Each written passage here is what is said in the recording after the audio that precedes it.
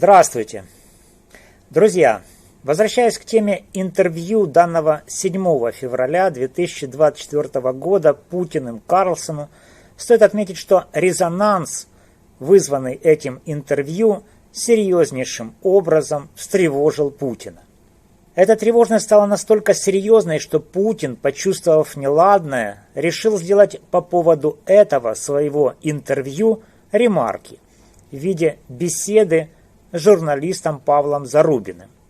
Но даже и после этого тревоги не поубавилось, хотя Путин очень старался все исправить. Но не тут-то было. Горящая на Путине шапка начинала пылать все ярче и ярче, свидетельствуя о том, что в этот раз Путину не удалось избежать провала. Искренность Карлсона позволила всему миру увидеть весь тот кошмар, которым руководствуется лидер России, напавший на Украину. Вопрос, поставленный Карлсоном, в сущности прост. Почему Путин напал на Украину?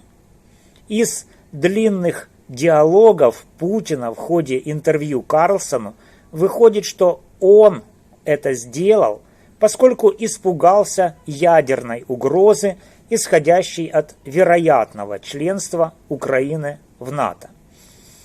И хотя, беседуя с Зарубиным, Путин яростно возражал против такой интерпретации его позиции, но, несмотря на это, ему не удалось скрыть свой страх перед НАТО, который, по мнению американцев, свидетельствует о его параноидальной природе.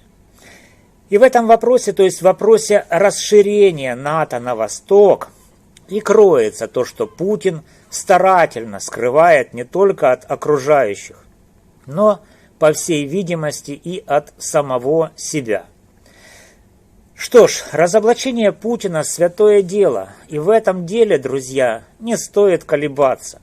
А вдруг такой ужасный Путин, кровавый диктатор, убивший миллионы украинцев, в начатой им кровавой бойне увидит свою ошибку, осознает то, что он ошибся, а осознав это, раскается. Итак, что же скрывает Путин? Давайте посмотрим внимательно.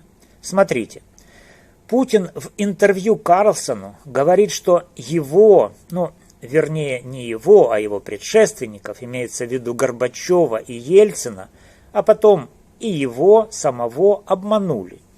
То есть обещали не расширять НАТО на восток, но таки взяли и расширили. Мы, говорит, все терпели, уговаривали, дескать, не расширяйтесь на восток, а вот расширились, и причем не 1, а 5 раз. А ведь обещали не расширяться, вот, досада. И поэтому, слышите, именно поэтому мы вас, Запад, будем считать виновными, и поэтому вторгнемся в Украину, чтобы не допустить ее, Украины, вступления в НАТО. Ведь так? Я ничего не путаю? Думаю, что нет. Но есть еще один момент. И очень даже немаловажный, а именно беседа Путина с Клинтоном. Об этой беседе Путин напомнил в своем послекарлсоновском интервью Зарубину. И вот тут очень важна хронология событий. Ведь по версии Путина обещание не расширять НАТО на восток было дано в 1990 году. Беседа же Путина как президента с президентом Клинтоном состоялась в 2000-м, максимум в 2001-м. О чем беседовали Путин с Клинтоном? Беседа касалась возможности вступления России в НАТО. Путин отчетливо помнит, что он прямо в 2001-м спросил Клинтона: «Слушай, — говорит Путин, — Билл, а как ты думаешь, если бы Россия поставила вопрос о вступлении в НАТО, как ты думаешь, это возможно?» Вот это поворот! Пойдем дальше. Вдруг, говорит Путин, он, то есть Клинтон, сказал: «Ты знаешь, это интересно. Я думаю, говорит Клинтон, что да. А вечером, рассказывает Путин, когда мы с ним, то есть с Клинтоном, встретились уже на ужине, он сказал: ты знаешь, Вова, я разговаривал со своей командой, нет. Это, то есть вступление России в НАТО, сейчас невозможно. Итак, что мы имеем? Не позднее 2001 года Россия в лице Путина хотела не то чтобы просто быть членом НАТО, а быть членом НАТО, несмотря на договоренность, данную России, о нерасширении НАТО на восток. Мало того, еще будучи ИО президента России 5 марта 2000 года, Путин сделал громкое заявление. В интервью BBC он сказал, что не исключает возможности вступления России в НАТО. На вопрос, возможно ли присоединение России к Альянсу, ИО президента Путин тогда ответил: почему нет? Я не исключаю такой возможности. В том случае, если с интересами России будут считаться, если она будет полноправным партнером.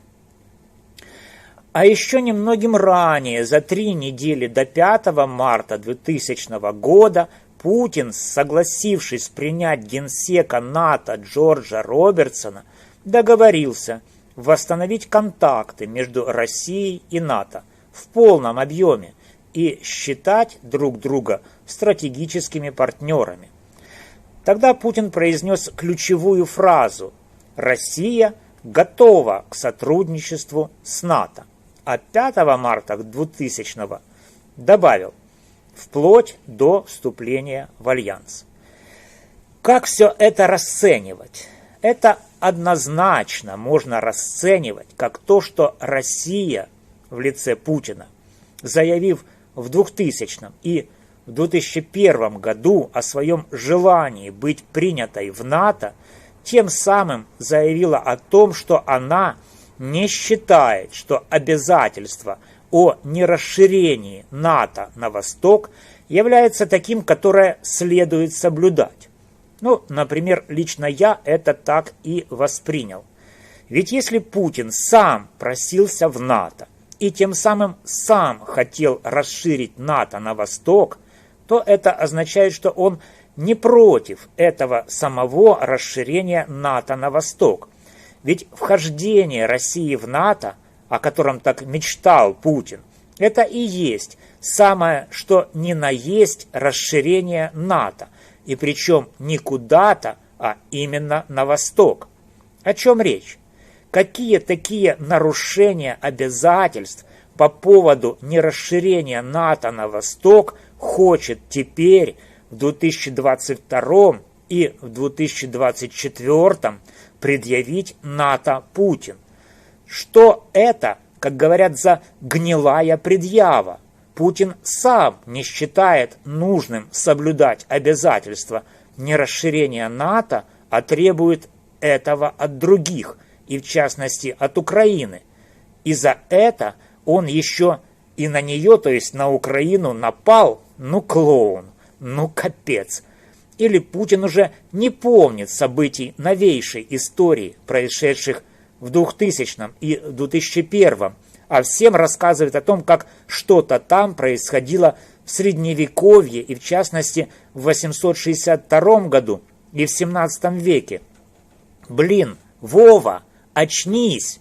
Так что, дядя Вова, пойми, наконец, что это ты сам своими руками в 2000 и в 2001 отменил обязательство нерасширения НАТО на восток. И поэтому сейчас говорить о том, что, например, Болгария или там другие страны, вступившие в НАТО, уже после 2001 года нарушили какие-то обязательства по поводу нерасширения НАТО на восток, просто не по понятиям. Вот такая вот, как говорится, петрушка, друзья. Так что резюме. Обвинять НАТО в том, что расширение НАТО на восток является той причиной, из-за которой Путин напал на Украину, нет абсолютно никаких оснований. И мы с вами, друзья, берем и просто снимаем путинскую лапшу с наших ушей. Вот об этом я сегодня вам, друзья, и хотел рассказать.